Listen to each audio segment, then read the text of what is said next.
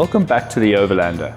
In our first series, Overhaul Overland, we showed you the processes that you'd need to look at when you build back-in reliability to a used 4x4 so that you can take it overland with confidence. But a thing that's often overlooked is the bodywork and the chassis. And generally when you're going to look at a vehicle that you either want to buy or you want to enhance and repair the bodywork, it's important you look through the areas that are going to be common to finding rust.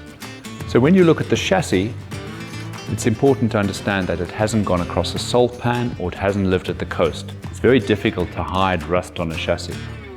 So one of the body shops I've been using over the past few years is a small company based in Cape Town called Body Trend Coaschworks. And this is where I got to pick up my little Prado. And I spoke to Jason as to what they do and how they do it, so we could understand more of the processes that they use when they do a complete respray on a vehicle. Well, Jason, you've done an amazing job on this old vehicle. I mean, this is a really old 2000 Prado. You brought it in, you took it apart, you cleaned it up, and you basically brought it back to looking like a brand new truck.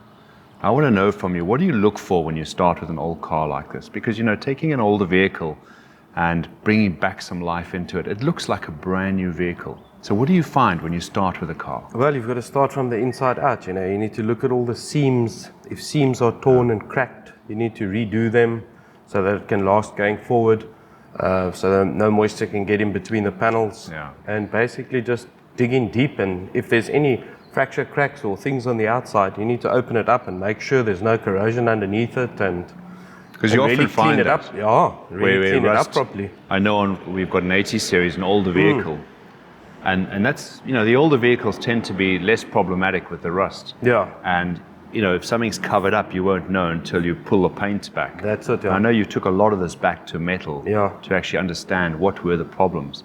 On this particular vehicle, did you find a lot of problems on this? On this one, not really, no. They were the normal, run-of-the-mill, little bit of corrosion here and there, but very minimal. And around the windscreen is quite a common... Yes, no, that is a common area. There was a little bit there. Yeah. So when you take a vehicle in, if someone's going to bring their vehicle to you, you know, just to give it sort of a revamp, redo, because this has had a complete respray. This is a lot of work. Yeah, I mean, this was inside out. And if you're going to change a color, again, it's a lot of work. But this one, you took the doors off. Do you want to talk us through the process of what do you actually do? Well, to removing the bonnet and fenders and doors, completely taken off, clean them up in the inside, all bolts, catches, seals, absolutely everything comes off. Right. So we've got a fresh, clean surface to work from, and we start building it up from there. So the importance there's no is shortcuts at all. No, of course. And the importance is to get in behind the panels. That's it, You know, where you don't see where the mud gets in and the dirt gets in, and that sort of causes corrosion problems. And then the sort of paint process, I mean, you're using paints today have changed from what they were many years ago. Absolutely. Tell us a bit about that. Well, geez, the technology in the paints is fantastic. You can achieve great finishes like this. I think in former years you didn't really have the clear coat aspect and the base coat. It was just QD or whatever they used to call it back in the day, you know. But this is a paint that will last a very long time, many, many years to come. And it's a tougher finish. It is a ceramic-based finish, so it's got a bit of chip protection and scratch resistance. Very strong, very good. There's always the talk of metallic versus a plain color, and generally when you're going to go into the bush, you know, if you're choosing a color to repaint your vehicle, your more solid colors are better easier for that application. Yeah, easier to patch up, and if you need to scratch it. And if there are scrapes on it, it's less noticeable than your heavy metallics. Yeah. Okay, so Jason, if you had to give some people advice on looking at an older car, it's always a risk or a concern. Has it been in an accident? And you don't really know. But there are some basic things that the person could start looking for. What would that be? Well, look, I mean, if you look at a vehicle, you can see the bumper gaps, bonnet gaps. You can see if the lights are fitting properly in place. If there's any overspray in the vicinity, or if you look through here, if you see any overspray and things. But otherwise, if everything lines up nicely, then you haven't really got an issue, and you can see if the lenses have been replaced. Why was it replaced? You know. Yeah, trying to find the history of what's gone wrong, and inside doors and doors closing properly. Have a look at the gaps on the sides and opening and closing, like you said, yeah. But of course, there's never a guarantee, because some body shops do great work and you'll never really know. I mean, it'd be difficult. Honestly, I know your work is of an exceptionally high standard, and I know if I looked at, it's brand new now, but to look for overspray in that, I'm very certain I wouldn't find very much because of how you've deconstructed the car to repaint it. But your guys work particularly in detail, and for what I saw when I came through to look at the progress of this and other work you've done for us, I mean, I've seen all the bolts taken and painted to detail, and everything gets put aside and boxed up nicely. Tell me a bit about how you manage that process, because when we remove the parts, we work per door or per panel, so to speak, and we dedicate a box, and all the loose bits for that particular door or panel on the vehicle goes into that box and into little zip tie bags, so we don't lose anything. And then when we get nearer to the end of the process, the bolts get removed, laid out on a stand in the spray booth, and they all get painted with the vehicle, so that everything's the same color and everything looks the same. There's no old bits of paint and new bits of paint. So it's very important to have that detail, everything matches. And what have you seen in the past of where bad workmanship's been carried out? Well, we get a lot of vehicles through the door on a daily basis to quote on and things like that. And you can see where guys haven't taken care and they've just kind of masked up and taken a lot of shortcuts. And so they haven't removed door handles? The necessary parts. They've just kind of taped it up, and that's not really what you want to do. You want to give somebody a finished product that can last for years to come. And when you're cutting corners like that, unfortunately, it's just not going to last. So it's very important to do it the right way. Now, what you've done for a lot of our Overland vehicles is we've asked you to take out windows in the back areas. And that's, for me, is great because it provides a huge level of security. It looks amazing. I mean, if you look on our truck here, we've got the windows have been paneled back again. And that process, so what have you taken the actual window out? We've taken the actual glass out and the seals. Yeah. We've cut another piece of material to fit, and we've bonded it into the vehicle. And we've even finished the seams that it looks like it's a part of the car, not just an add-on. So it actually forms shape of the body, similar to a panel van, that type of design. So it looks like it came out in that press. Beautiful. It's just the detail on that is fantastic. And it really does, for me, give the vehicle a lot of security. And when you're traveling overland, that's something you need. Yes, so, absolutely. Great work on that. So, when you take a vehicle like this and you work with a team that you not only trust and you can see the detail of work, that's critical for me. And we've done detail on this vehicle that really suits my needs and for some of our clients. And that's really valuable. So, I find that you're able to give clients a color change or a change in what they want to do on their cars without massively modifying it. And it becomes your own car then. There isn't another one like this around. We've changed it. So thank you. It's great. Pleasure.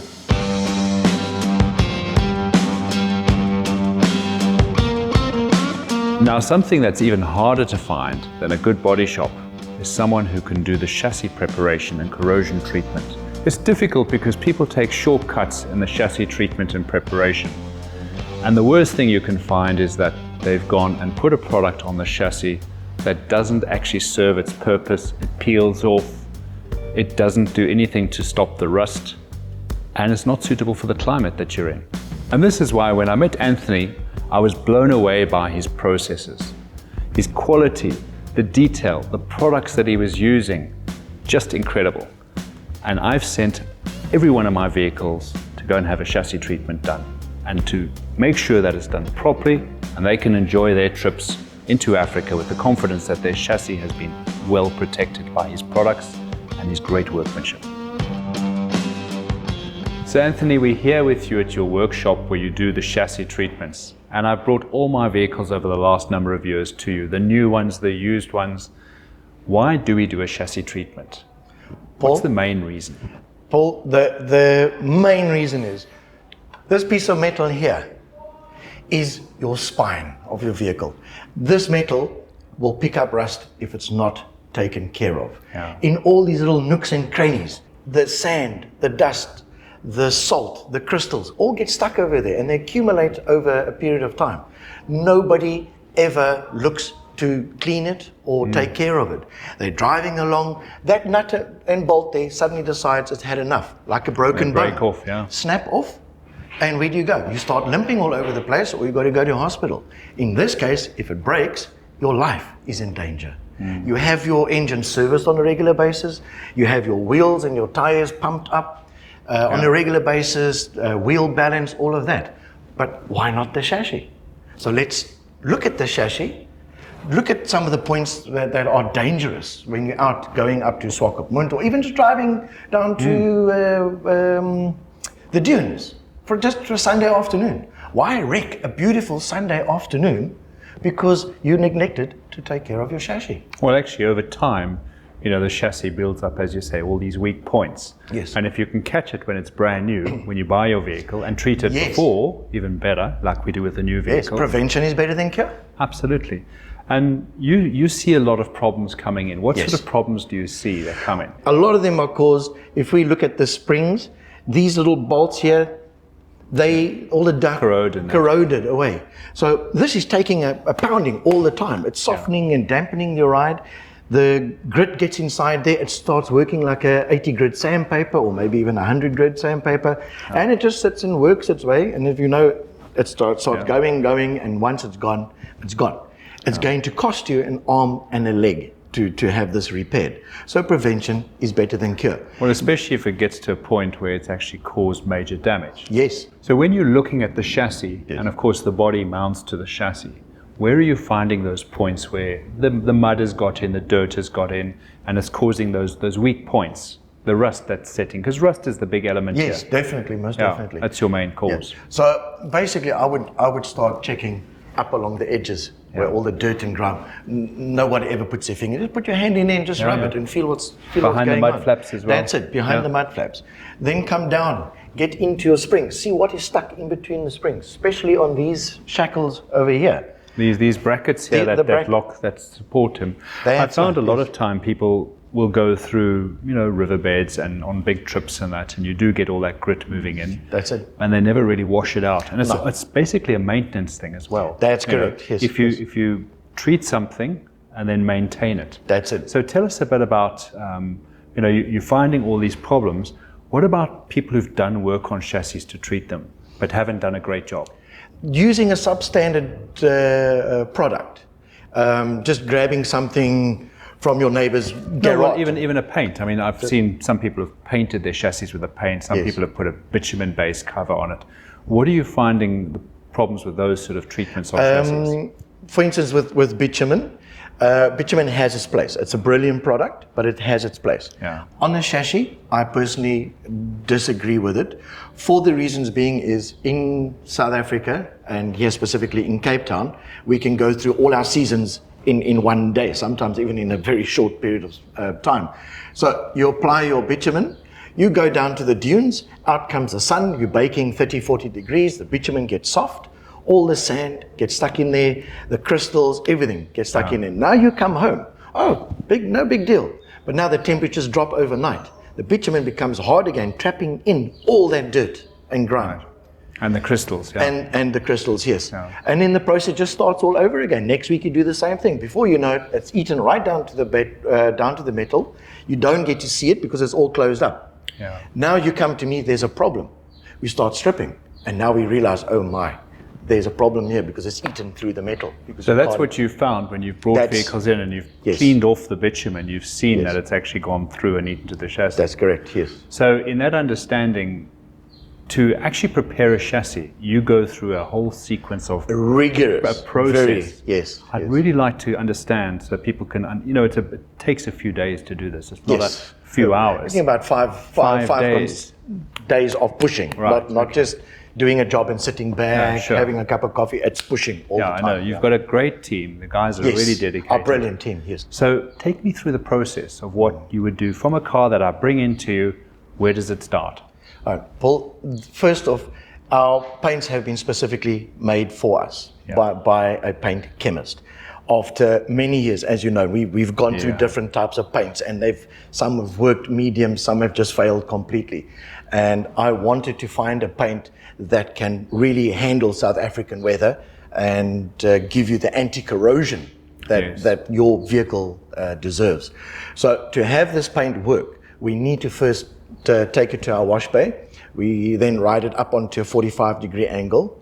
The reason for that being is when we wash inside the chassis, the water accumulates. And these little holes over here are not big enough to allow the water to run out fast enough, especially if sand gets stuck inside it. Absolutely. So we climb inside and we start washing inside. And that 45-degree angle allows water to run out faster and get more of the dirt out without blocking up these little holes. Right. When we're done with that, we will take a chelating agent. We don't coat over rust. We don't just go and use whatever just to hide it. We actually use a proper chelating agent that physically removes the rust. So it bonds with the rust. Then we come in with a steam cleaner. We literally steam clean it. So anything between 120 degrees Celsius up to about 140. And then we swap over to pure steam. And that releases the rust from the body, leaving where the rust was. There will be little white blotches of clean. Okay, so you've clean taken metal. the rust completely off. Completely off. Okay. Completely Wow. off. Wow. When I say completely off, you can see the photographs. There's nothing there.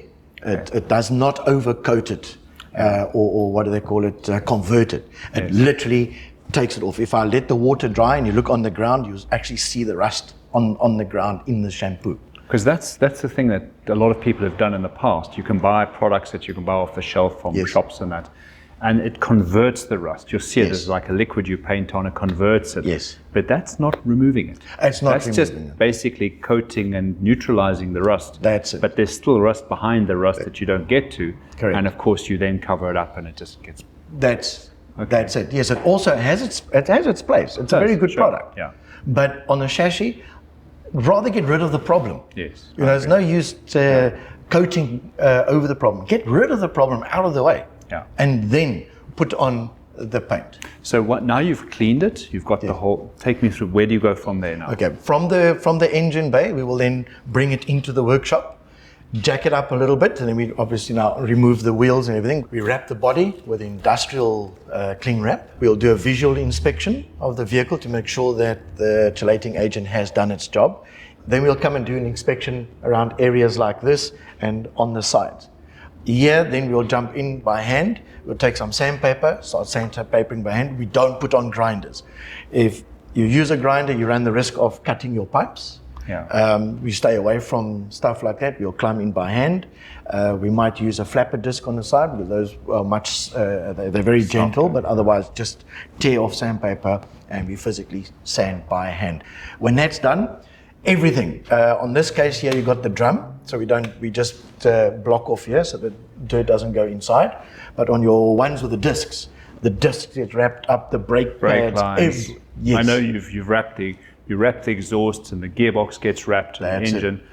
So now you're left with actually where you come and apply. What's that process to apply? So then we're going to come in. We're going to put on our primer. Brilliant primer. It's He's excited. Yeah. Sorry, I get excited when I talk about the primer. We've tested it and it's great. It's extremely well. But anyways, so then put on the primer. Yeah. We will start from the back and we work in an angle right around. As the painter will go along, he will paint everything that he possibly can. Now we've got to wait for the primer to flash off, to allow all the solvents to come out. Otherwise, you're just going to trap things in. Yes. Let that flash off, then we come in with our top coat. And we start the whole process over again from the back, working the same way as the primer, just coating the primer, sealing the primer off. When the top coat is on and dried, we also got to wait for that now to dry off. This is where all the long period starts coming in. Sure. If you rush things and you start coating over wet paint, you're going to have a flasher problem. Paint can peel. All weird things start to happen. So now that's all dry. We coat over all of that. Then we come along with our oil. Now that's very interesting because not many people would think, why would you put an oil over that?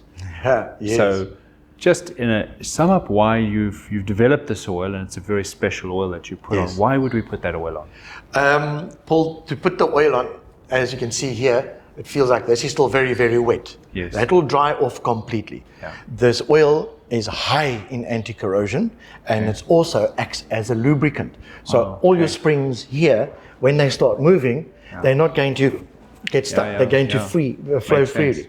It also creates a hydrophobic barrier over the paintwork. So the more water and contaminations you can prevent from getting to your metal, basically. That's it, your top coat. Now it's got to damage the top coat, then it's got to damage the primer. So it's like an extra layer of protection. Yes. You know, now you're speaking of that, I think there's a lot of value in being able to use this in other applications. Oh yes, most definitely. You know, if you had to ship your truck somewhere, going in a container, you could spray the whole truck underneath everything with this oil, because you can wash it off with a degreaser. Definitely, yes. Okay, perfect. Normal standard water and stuff like that, not going to take it off. You're going to have to go in with a degreaser and wash it off. Otherwise, just rinse off the dirt and carry on going until it gives up. So before I go into a salt pan, if I wanted to, I could spray the whole underneath of my car. Yes. And then go through whatever I need to. That's it. And then it gives that extra layer of protection. Most definitely. Now, I always know that you add an extra layer inside the car in the cavities. Yes. You add like a wax and whether in under the bonnet. And that's correct. Tell me what you're doing there and how it all works. So after we've done the whole chassis, we're going to climb into all the nooks and crannies inside as far as we can possibly go. We've got thin pipes that we send up inside that get sprayed into all these little nooks where everything gets stuck. Yes. We're going to force it into there. And what are you forcing into there? We're forcing the anti-corrosion oil into there to help protect it, because not all the time can you get into all these nooks and crannies. That's where the oil comes in to help fight inside there. So the paint is inside, but because of the main, everything congregating there, put the oil in there. Especially like you said, you're going overlanding, you go across the salt pans. That salt is going to get stuck in over there. Sure. But you might be kilometers away from the nearest town. Now the salt starts eating away. So this oil barrier will protect your paintwork from being eaten up by the salt crystals, buying you more than enough time to get to town, rinse it all off, take your gadgets and reapply before you hit the next trip. It also helps. Now saying that, I mean, people are already thinking, what am I going to carry? What Anthony hasn't told us, he's actually developing a small kit. So let's leave that at the moment. But I know also, furthermore, once the other thing you do after you've treated the chassis is you go in and around the bodywork. That's it. And tell me just a bit about what you do in the cavities of the doors, if people ask you to do that, and inside the cavities inside that you access from inside the car. You also go in and treat those cavities. Now, Paul, the reason why we go for that cavity is that all the water will run down through your windows and it congregates at the bottom over here. Those little weeper holes get blocked. So if you watch most cars, they end up rusting along the edge. That's because nobody's cleaned over there. So we're going to clean up inside. We take the thin pipes, we take that anti-corrosion oil, we spray it along the bottom, up onto the seams, and then up through the door panel to protect where the water metal inside the door. That's correct. And then we'll move on to your fenders. And we'll start inside the engine, any little hole that we can find where those two plates come together. We spray it in there. The water congregates over there, salt crystals all pack up over there. You don't see it. And this is where this anti-corrosion, we can't go paint black in there, otherwise your beautiful silver car is going to be No one black. would love us. No. And getting inside. So really what you're doing is you're treating not only the chassis, you actually go inside all the seams, where the door hinges are, or where the round, any areas there that you can. That's a clear, translucent type of oil or wax that you use. Wow. Most of the waxes on the market, they're brilliant, but they're all dark colored. It's taken a long time to connect, get the guys to make it into a clear. That's it. A lot of the stuff the additives get imported, and then the guys, we just put everything together. We've got special scales that has to be followed. Then we run around and we'll do every possible nook and cranny that we can find inside, not onto the engine itself. I try to stay away from the engine because that's the heart of your vehicle. We leave that to you, the professionals, to work on that part. But the engine bay, around the firewalls, all those cavities will all be treated between your radiator and your grille. You normally got that little bar. We can't spray in there because then your radiator gets full, the body gets full of paint. So we take that oil and our lancers go through there and we treat that as well. So it's just a complete 360. We take it from the chassis and we'll move Right up, around the drop car. it down, put the wheels back on. It goes outside. Then my guys start doing door for door, all the nuts and bolts in the corners here. Yes. If we have a little hole that we can, we'll send it up and we try and get up into the sills as well to treat there. Not much water gets there, Sure. but you do have evaporation. That evaporation, the water's got to go somewhere. So it's going to go up and it can cause rusting up there.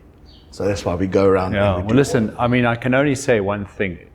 The thorough process and the time it takes, I can see the value in it. Certainly, if you're investing so much money in a vehicle, you know, you want to add this extra layer of protection. Yeah. And I know, you know, as time goes, you invite people to come back and do a touch-up and a check-off. Yes. And, you know, the longevity, what, 12 months, 2 years, how long? The paint itself, if I had to paint it on a building, we are looking probably about 15 to 20 years. But because of the mechanical working and the smacking of the ground and stones and things like stone that, chips and stuff like that, what I do know about this paint is if it does get chipped, it's not going to peel.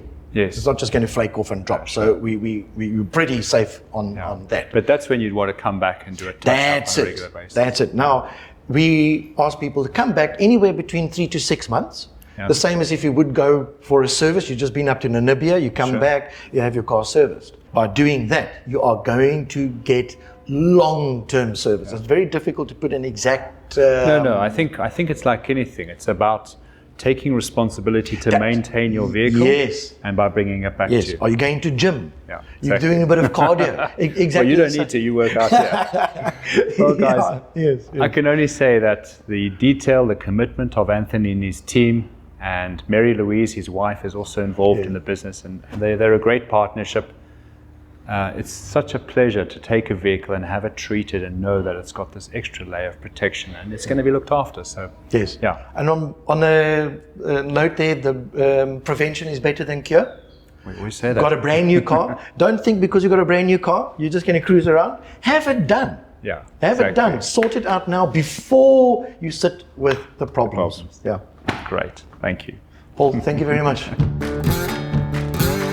Thanks for watching. It's really great to have people come back and connect with us, support us, great comments. We are developing some really interesting content for the inside of a Troopy, so make sure you like and subscribe and follow us.